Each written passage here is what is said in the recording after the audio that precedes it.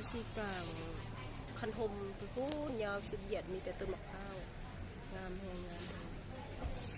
เดี๋ยวจะเห็นครั้งแรก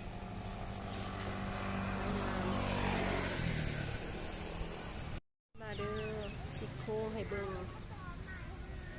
โค้งให้เบิ่งหน้ามันบงงามยันหน้ามันบเป็นสีฟ้า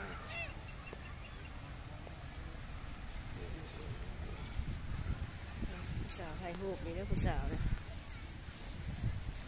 สาวมาทะเล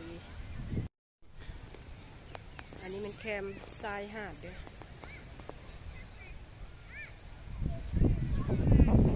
มันฝนตกที่บอกแล้วมันมืดมัวบ่เห็น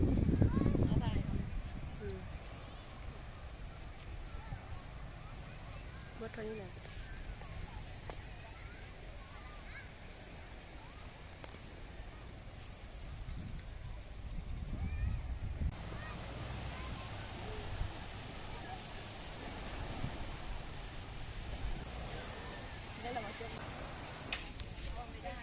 นี่มันบอลกระจกไข่เครื่องน่ะ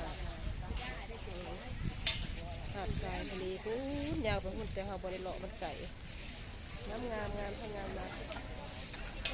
มีแต่อาหารทะเลเต้มีเพียนทะเลนี่ปลาหมึกงามให้งามมาคนก็หลายดูนี่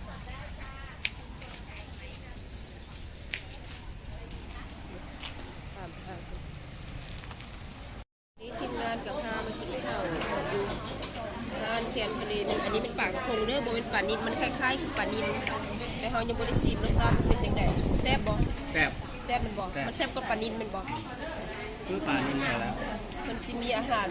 สั้นดีเลยมันมีกุ้งเผามียำปลาหมึกยำอาหารทะเลแล้วก็ต้มยำข้าวผัดแล้วก็ปลากระพง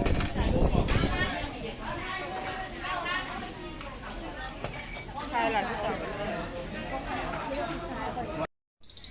สั่งอันต่ำปูเป็นต่ำปูมาเอาเป๊ปซี่มากินก่อนแก้ง่วงคัดกินเป๊ปซี่แล้วมันแก้ง่วงเลยมานอนดินแคมทะเลบางแสนเด้อเป็นมาถ่ายหอยนางรมนางกะนอนถ่ายรูปแบบสวัสดิ์เสวยส่องน้องเอ้ยเพิ่น